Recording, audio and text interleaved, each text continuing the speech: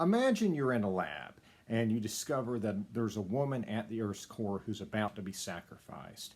And you have to immediately teleport down to the savage land of Pellucidar at the Earth's core in order to save her. And you can only take the weapons that you can immediately find around you. And keeping in mind that whatever you take will be the name that you are known as at the Earth's core.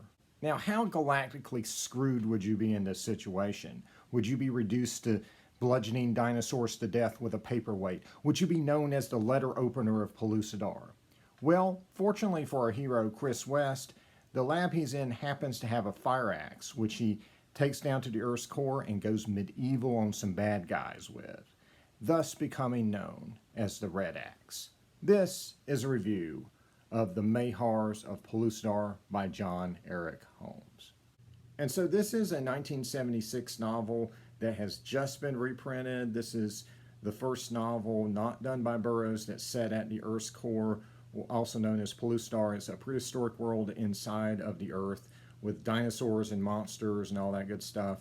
And so this was done in 1976, and there was supposed to be a sequel called The Red Axe of Pellucidar, but unfortunately that book got axed. However, they have both been given new printings, the first official printing ever for Red Axe, and both those novels are out right now. And what we're going to take a look at today is Mahars of Pellucidar. So this novel is available softcover, hardcover, collector's edition, and Kindle, and there's probably an audiobook coming. Let's start with the cover. It is absolutely gorgeous. I love it. It's bright and it's colorful, and it just really draws you in and really intrigues you about what's going to happen in this novel. I really love it. It's not a wraparound, but it does extend to the spine quite nicely. It looks very nice on your bookshelf. And then on the back, there is a section of the cover that's blown up. And I really like that because it looks like this Mahar is about to eat Joe R. Lansdale's name. And so there is a backup novelette in the back, and that is Tarzan and the Land That Time Forgot by Joe R. Lansdale. And we'll also be talking about that at the end. So both Mahars of Pellucidar and Red Axe of Pellucidar feature frontispieces by Christopher West Holmes, who, yes, the main character is named after. This is the son of John Eric Holmes, and he also writes the foreword for both of them, which gives insight into both of those novels. And so essentially John Eric Holmes' son had read all of his Pellucidar novels and wanted more, and so he just decided to write another Pellucidar novel.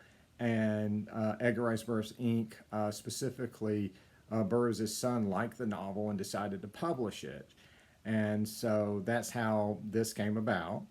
So this novel has no prerequisites. It's written like it's your first trip to Pellucidar, and it isn't referential. It doesn't make a ton of references to the other novels.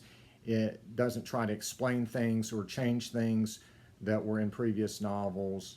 The goal here is just to do another Pellucidar story, which it does competently.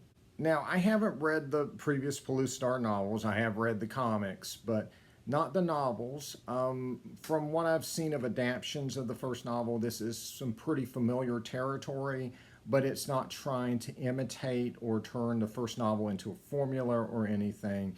It is trying to do its own thing, even if the situations that these characters get in will be familiar to people who've read the other novels.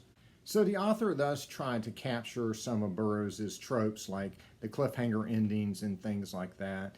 And some parts of this will feel familiar, but it is very clearly another author writing this and not Burroughs, and that's fine, right? Everyone should do their own thing. Burroughs was Burroughs. You should be your own writer. This was very clearly set in the 1970s, and of course there are things in here that we did not see in the Burroughs novels. And one of those things is man-made teleportation.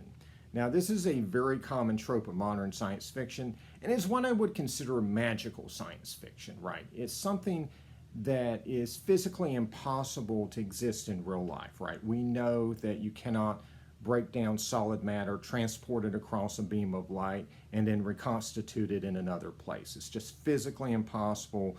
We all know it, right? None of us are sitting here expecting a teleporter to come out sometime, right?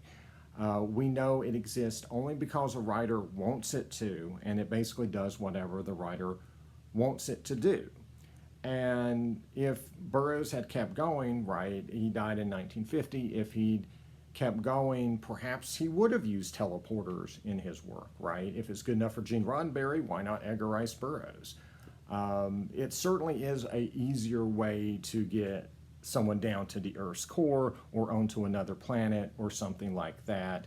And, you know, there's nothing wrong with convenient plot devices, right? It kind of streamlines things and lets you get to the good parts of the story a little faster. That being said, I didn't find this novel as engaging as other Burroughs related works. I just couldn't really find a narrative hook that really engaged me and kept me going through this, though I did find some of the chapters in the last half to be kind of exciting, like the escape from the Mahars, and there's a particularly daring rescue at the end that I thought was quite exciting. But there was just no hook for me overall for the novel. Oftentimes Burroughs would come up with a very clever or interesting situation to keep you engaged and on the edge of your seat. Sometimes he would humanize his characters to help you root for them. Oftentimes this was done through romance, kind of romantic tension that he would use throughout the novel. Unfortunately, that's not really done here.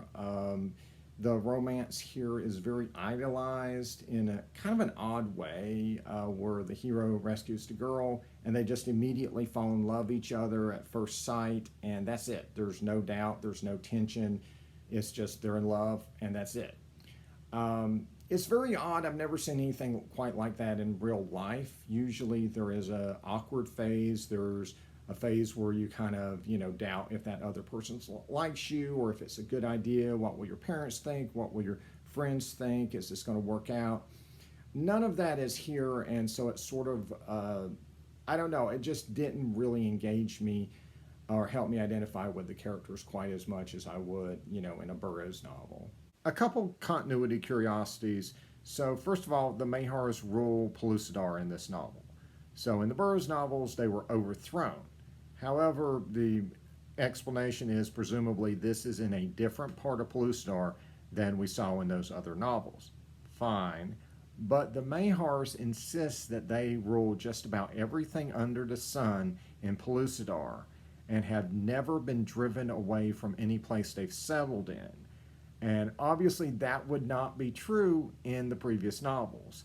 However, perhaps the Mahars here are not as all-knowing as they claim to be. Perhaps they're simply in denial. Perhaps they don't think David Enos exists.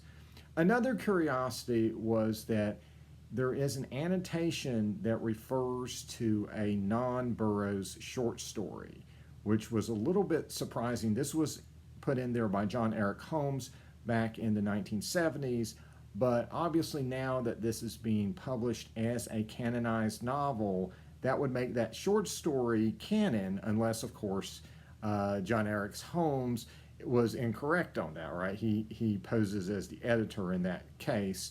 Perhaps the editor was simply mistaken, or perhaps it does exist. The universe is a big place, and I think, as we'll see in the Victory Harbin novel, which is coming up, pretty much anything can happen in the Edgar Rice Burroughs universe.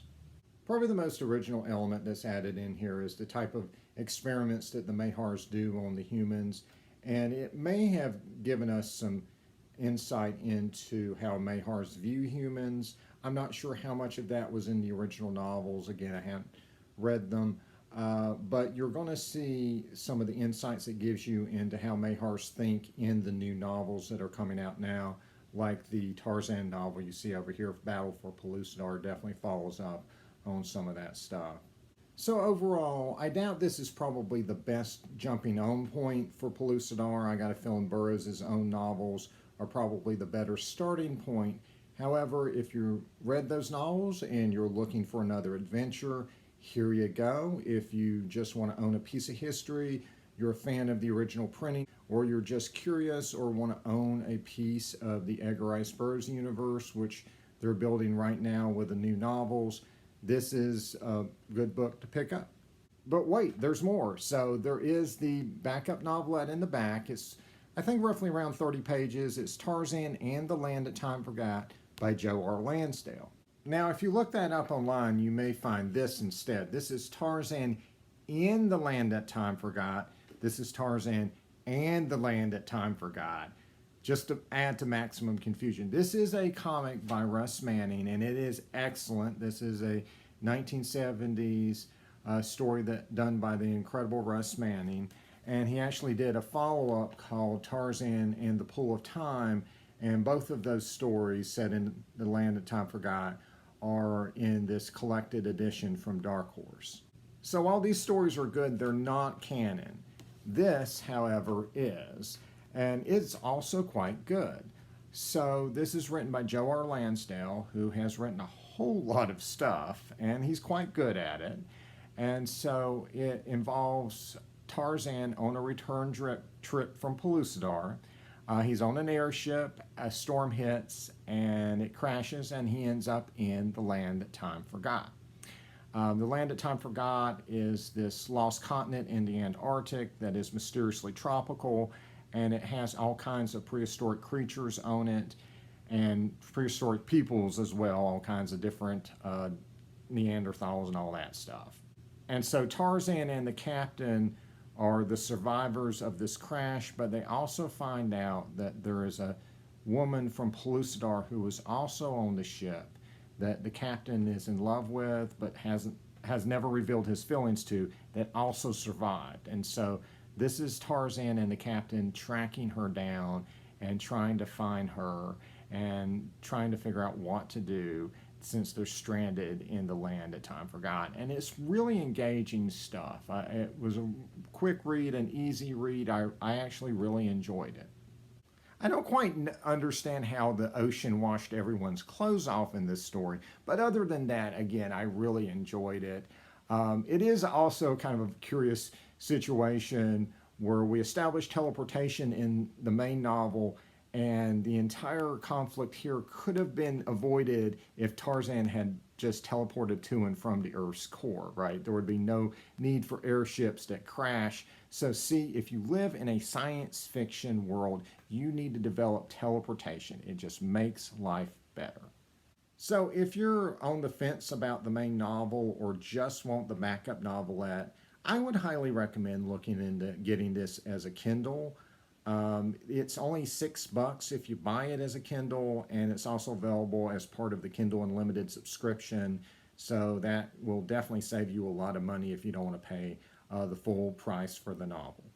And if you're looking for more Pellucidar, obviously there's the Tarzan novel over here, Tarzan Battle for Pellucidar, and then there's going to be a trilogy that's going to follow up on that. They'll essentially have the Tarzan family at the Earth's core, beginning with Korak at the Earth's core.